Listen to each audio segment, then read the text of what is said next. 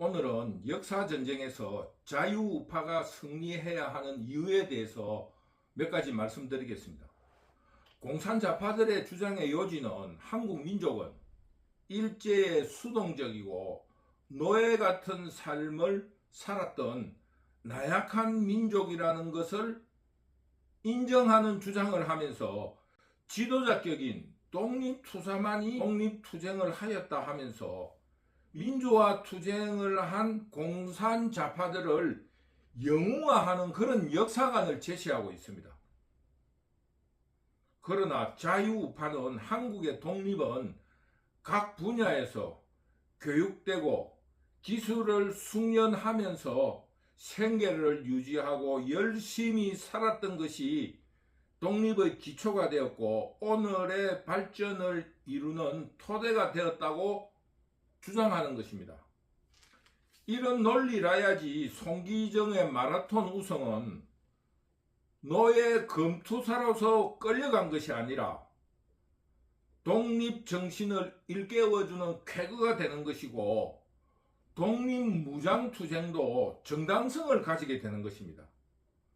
다시 말해서 교육을 통한 근대지식과 자의식의 깨침이 독립의식으로 쌓여갖고 일본의 식민지 경영을 반사적 이익으로 이용하여 독립이 되었고 오늘의 근대화된 한국이 건설되었다고 해야 한다는 것입니다.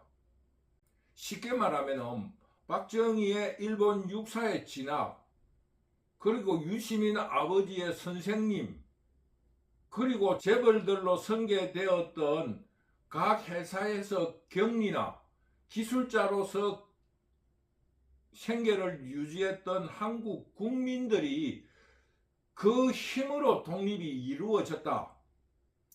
이런 주장을 하는 것입니다. 만약에 우리가 지금 현재 어느 공장에 들어가서 과장이 되었다 할 때 이제껏 무일푼이었는데 과장이 됨으로써 회사 경영에 대한 방향을 알게 되고 기술을 익히면서 나도 이런 공장을 해보겠다 하는 이런 마음이 독립정신으로 연결된 것입니다. 박정희의 육사 진학에서 육사에 가서 군인들이 명치유신을 어떻게 성공시켰던가 하는 교육을 받음으로써 대한민국의 가난과 봉건성을 깨우치고 근대화로 나아갈 것인가 하는 꿈을 꾼 것입니다.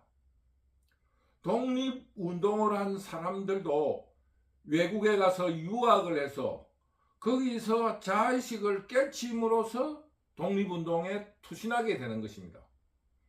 그러면은 일본으로 유학을 간 사람은 친일파요, 영국이나 미국으로 유학을 간 사람은 애국자라고 이렇게 나누는 공산자파들의 이분법은 우리 국민들을 분열시키는 하나의 권력투쟁을 위한 당판 오름백이 되지 않습니다. 그러므로 건전한 자유우파의 역사관이 승리해야 되는 가장 첫 번째 이유입니다. 일본 육사에 간 사람은 친일파고 돈이 있어서 영국이나 독일로 유학 간 사람은 애국자입니까? 이런 모든 것이 쌓여서 자의식이 커지고 우리나라도 독립을 해서 나도 이렇게 한번 공장을 한번 운영해 보겠다 혹은 나라를 바로 세워 보겠다는 꿈을 가졌기 때문에 대한민국은 독립이 된 것입니다. 그리고 지금 공산자파들이 주장하는 상해 임시정부의 법통성도 굉장히 위험한 주장입니다. 이미 독립운동에 대해서 상해만 있는 것이 아닙니다. 미국에도 있었고 저 남미에도 독립운동 단체가 있었다는 게 연구에 밝혀지고 있습니다. 그리고 만주에도 있었고 소련에도 독립운동 단체들이 곳곳에 있었습니다. 그러면서 그곳에서 임시정부라고 자칭한 단체만 연구 보고서에 의하면 9곳이나 됩니다. 특히 러시아 영토에 있었던 최재형이 지도했던 국민의회는 상해 임시정부보다 조직이나 규모 면에서 월등히 앞섰습니다. 앞으로 한반도의 통일을 위해서 또 자유한국이 중심으로 된 통일을 하려고 하면은 독립운동 시기 임시정부로 자칭했던 9곳의 단체에 대해서 연구하고 그들에 대한 정체를 밝혀내면서 포용하는 방법을 연구해야 됩니다. 특히 통일을 주도적으로 나가야 할 자유한국은 될 수 있으면 9곳 모두의 법통을 인정하면서 통합할 수 있는 방안을 강구해야 합니다. 상해 임시정부 법통론은 북한 지역 점령에 대해서 정당성을 줄 수 있습니다. 왜냐하면 상해 임시정부와 북한의 법적 정통성을 인정하는 9곳 중에 하나인 임시정부가 둘이서 갈등하여서 남과 북에 각각 건국했다고 하면은 북한의 정통성도 인정해야 될 거 아니겠습니까? 그러므로 상해 임시정부의 법통성은 이종찬이 가문의 영광을 헌법에 박아 넣으려고 하는 소아병적인 이기심이 만들어낸 매국행위입니다. 자유한국은 통일을 준비하는 입장에서 상해 임시정부 법통론에 대한 깊은 연구를 통해서 개정해야 한다고 북두시민혁명군은 생각합니다. 이런 입장에서 볼 때 우리가 해방이라는 것도 김구의 자서전에서 나오듯이 밤중에 도둑처럼 찾아왔다고 했습니다. 그러므로 북한과의 통일도 어느 날 갑자기 도둑처럼 찾아올 수 있습니다.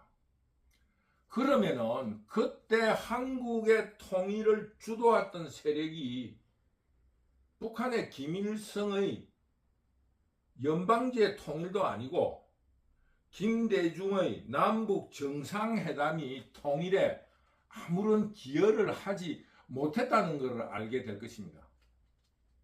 즉 자유우파 역사관처럼 모든 국민들이 경제가 발전하고 열심히 살고 도덕심을 갖추면서 문화국가가 됨으로써 통일에 대한 욕구가 쌓여갔고 위에 있던 자유한국을 중심으로 통일이 되었다고 주장해야 할 것입니다. 지금처럼 통일을 위한다면서 반정부적이고 반국가적인 행위로서 정부나 국가의 정책을 반대하고 나라를 혼란에 빠지게 하는 그런 통일운동은 올바른 길이 아니라는 것을 이런 역사 전쟁에서 국민들에게 알려줘야 합니다. 이것은 상해 임시정부가 국민들에게 투쟁 자금을 착취하거나 약탈하기 위한 구호로 외쳤던 독립투쟁일 뿐입니다. 통일이라는 것은 자유우파의 역사관처럼 모든 국민들이 스스로 자의식에 의해서 통일을 해야 되겠다는 깨침이 있으면은 어느 날 갑자기 찾아온 통일에 대해서도 아주 훌륭하게 기회를 만들어 갈 것이라는 것입니다. 결코 영웅주의에 빠진 반정부 세력, 반국가 세력의 통일 투쟁으로서 통일이 만들어지지 않았다는 그런 확고한 역사관을 국민들에게 계몽할 필요가 있습니다. 한국의 해방은 깨놓고 이야기해가지고 임시정부, 상해 임시정부가 아무런 공헌을 하지를 못했습니다. 거기에 임시정부가 활동을 함으로써 국민들에게 속박이라든가 강제가 조금 풀렸다든가 이런 아무런 기미도 없습니다. 일본의 식민 정책에 의해서 착착착착 진행된 것뿐입니다. 그러면서 그들이 독립투쟁을 했다는 그 명분으로 국민들에게 우위에 서려는 태도 혹은 훌륭한 일을 했다 하는 자부심이 넘쳐나는 그런 이기심을 드러내는 것은 지나친 욕심이다. 공산자파가 이야기했듯이 공산자파들이 주장했다시피 박정희의 경제 발전은 박정희의 공이 아니고 못을 박았던 목수와 그 노동자들에 의해서 이루어졌다는 것처럼 독립운동도 그들의 논리라면은 생활 전선에서 교육되고 기술을 연마했던 살기 위해서 노력했던 국민들에 의해서 독립이 쟁취되었다. 자유우파는 이런 논리에 대해서 적극적으로 수용하는 것입니다. 저 방향으로 박정희 대통령이 방향을 만들었고 국민들과의 소통이 성공하고 그 국가적 아젠다에 국민들과 대통령이 합의를 봄으로써 오늘의 대한민국이 있었다. 이렇게 해석해야 됩니다. 지금 공산자파 그리고 반국가 세력의 준동은 통일이 자신들의 영웅적인 행동으로 이루어졌다는 것을 역사에 남기고 싶은 소영웅주의에 집착하기 때문입니다. 북두시민혁명군은 이번에 국정논란과 함께 건국질의 논란은 자유우파에게는 절호의 기회가 되었다. 올바른 역사전쟁, 역사관에 대한 전쟁을 쳐서 공산자파들이 그동안의 가짜뉴스라든가 만들어진 스토리로 자기들의 이념을 강화하는 것을 깨부술 절호의 기회가 왔다고 생각합니다. 절대 물러서지 말고 이번 역사전쟁에서 반드시 승리를 해야 합니다. 올바른 역사관으로 통일을 준비하기 위해서라도 역사전쟁에서 자유우파는 반드시 승리를 해야 합니다. 오늘은 역사전쟁에서 자유우파가 승리를 해야 되는 필연성 그리고 이유에 대해서 설명드렸습니다. 첫째는 독립과 건국이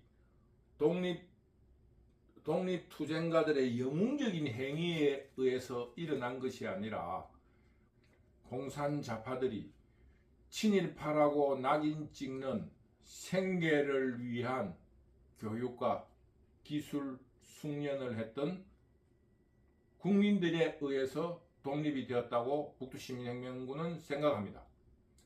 두 번째로 상해 임시정부의 법통론은 통일을 앞두고서는 굉장한 위험한 논리이다.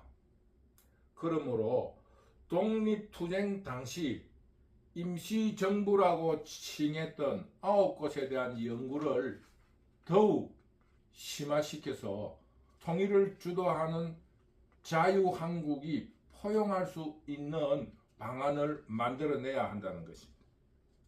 세 번째로 통일에 대해서도 자유우파의 역사관으로 통일이 되어야 된다. 지금 통일운동단체라든가 통일운동가라 하면서 반국가적인 행동이나 반정부적인 행동을 하는 세력에 대해서 준엄한 처벌을 내리고 국민들의 필요에 의한 혹은 자의식에 의한 통일 필요성을 깨달아 온 국민이 총화로서 통일될 수 있는 길을 만들어 나가야 한다. 이것이 북두시민혁명군이 자유우파가 역사전쟁에서 이겨야 할 필연적인 이유라고 생각합니다. 오늘은 여기까지 하기로 하겠습니다. 감사합니다.